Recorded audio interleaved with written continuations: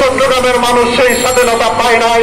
পার্বত্য চট্টগ্রামের মানুষ এখনো বঞ্চিত, শিক্ষার অধিকার থেকে বঞ্চিত, চিকিৎসার অধিকার থেকে বঞ্চিত, ব্যবসার অধিকার থেকে বঞ্চিত, সামগ্রিক মানবাধিকার থেকে তারা বঞ্চিত হচ্ছে এবং বৈষম্যের শিকার হচ্ছে।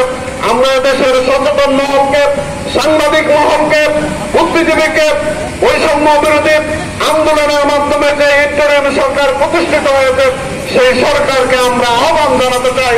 বাংলাদেশে কোনো আদিবাসী নাই, যারা আছে আমরা সবাই এদেশের অধিবাসী এবং পার্বত্য চট্টগ্রামে যারা আছে তারা আমাদের সহপাঠী, তারা আমাদের বন্ধু, তারা আমাদের প্রতিবেশী, তারা আদিবাসী নয়। তারা বিভিন্ন দেশ থেকে এসে এখানে সংগঠিত হয়ে তারা বসবাস করছে। তাদের যে রাজা, সেই রাজার একটা সাক্ষাৎকারও তারা বলা আছে এবং সরাসরি সেটা সারা দেশের মিডিয়ায় প্রচারিত হয়েছে যে তারা কোন দেশ থেকে এসেছে, কখন থেকে এখানে বসবাস শুরু করছে। রাঙামাটির যিনি রাজা ছিলেন তিনিও এই দেশের স্বাধীনতার পক্ষে ছিলেন না। তার যে পিতৃপুরুষ, তার যে পিতা, তার লাশটা পর্যন্ত বাংলাদেশে নাই। সুতরাং এই দেশ বিরোধী ষড়যন্ত্র রুখে দিতে হবে। সাধারণ মানুষকে সাথে নিয়ে পার্বত্য চট্টগ্রামের বৈষম্য বিরোধী শিক্ষার্থীরা সারা দেশের আন্দোলনের অংশ হিসেবে পার্বত্য চট্টগ্রামেও আমরা আন্দোলন করেছি, কিন্তু পার্বত্য চট্টগ্রামের মানুষ বৈষম্য বিরোধী যে সুযোগ সুবিধা সেটা পাচ্ছে না। আমরা ইন্টারিম সরকারকে আহ্বান জানাতে চাই, বৈষম্য মুক্ত এই সরকার পার্বত্য চট্টগ্রামেও সমস্ত বৈষম্য দূর করবে, ভূমি বৈষম্য দূর করবে, শিক্ষার বৈষম্য দূর করবে, ব্যবসার বৈষম্য দূর করবে, চিকিৎসার বৈষম্য দূর করবে, সমস্ত বৈষম্য দূর করে একটি বৈষম্য মুক্ত বাংলাদেশ গড়ার উদাত্ত আহ্বান জানিয়ে আমার বক্তব্য। সিনিয়র ভাইদের বক্তব্য শুনে বুঝেছেন যে আজকে আমাদের এখানে দাঁড়ানোর মূল উদ্দেশ্য কি। আজকে আমরা বুক ভরা কষ্ট নিয়ে এখানে দাঁড়িয়েছি। নিজের দেশে, নিজের জায়গায়, নিজের জন্মভূমিতে বসবাস করেও আমরা দুই আইনের মধ্যে পার্থক্য হয়ে থাকি। আমরা একই শিক্ষায় শিক্ষিত হয়ে একই টিচারের কাছে শিক্ষাদান করে আমরা একই বিশ্ববিদ্যালয়ে, আমি যদি পাই 60, আমার এক উপজাতি ভাই যদি পাই 40, তাহলে সে পাবলিক বিশ্ববিদ্যালয়ে 40 পেয়ে টিকবে, কিন্তু আমি 60 পাওয়ার পরে টিকবো না। সে বৈষম্য করে রেখেছে এক কালো চুক্তির মাধ্যমে। তারা উপজাতি হিসেবে স্বীকৃতি নিয়ে তারা এই বৈষম্য করেছে।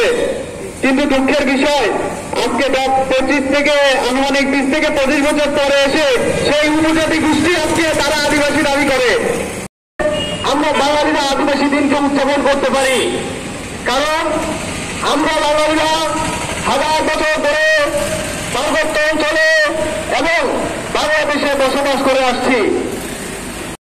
তারা ভূমির উপর পূর্ণ নিয়ন্ত্রণ পাবেন এবং তাদের যে ভূমি সম্পত্তি যেগুলো তারা হারিয়েছে সেই ভূমি পুনরুদ্ধারে তাদের ক্ষমতা দিতে হবে এবং সেখানে যদি রাষ্ট্রগুলো আইন করতে চায় তারা তাদের পারমিশন নিয়ে আইন করতে হবে।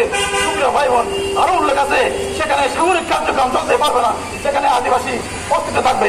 UN declaration for the rights of indigenous people 2007 সালে যখন জাতিসংঘে পাস হয়, এরপর থেকে একটা বিশেষ গোষ্ঠী যারা দীর্ঘদিন ধরে এদেশে উপজাতি হয়ে স্বীকৃতি দিয়েছিল, উপজাতি হয়ে থাকতে স্বাচ্ছন্দ্য বোধ করেছিল, তারা 1997 সালে শান্তি চুক্তিতে বলেছে আমরা উপজাতি।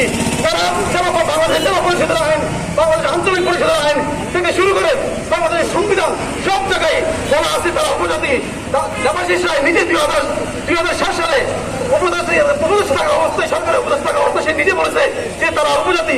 কিন্তু তারাই ইউএন ডিক্লারেশন 2007 পাস হওয়ার পরে তারা নিজেদেরকে আদিবাসী বলা শুরু করেছে।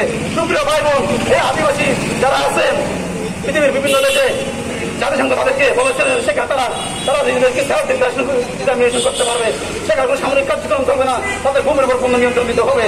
এই মেগা প্রজেক্ট বাস্তব ডিক্লারেশন করার পর বাংলাদেশের উপজাতিরা হঠাৎ করে 2008 সালে এসে তারা নিজেদেরকে আদিবাসী বলা শুরু করেছে। এই জন্য ভাই বোন, আদিবাসী নিজে কোনো শব্দের অপপ্রয়োগ নয়, এটা ষড়যন্ত্রের অংশ, এটা দেশ বিভাগের অংশ, এটা পার্বত্য চট্টগ্রামকে বাংলাদেশ থেকে আলাদা করে স্বাধীন জম্মু আইন করার অংশ। আপনারা জানেন পার্বত্য চট্টগ্রামে শান্তি চুক্তিতে বলা ছিল যে তারা সকল অস্ত্রশস্ত্র গোলাবারুদ সবগুলো 45 দিনের মধ্যে জমা দিবে। আমরা দেখেছি সেই শান্তি ফিরে আসে নাই।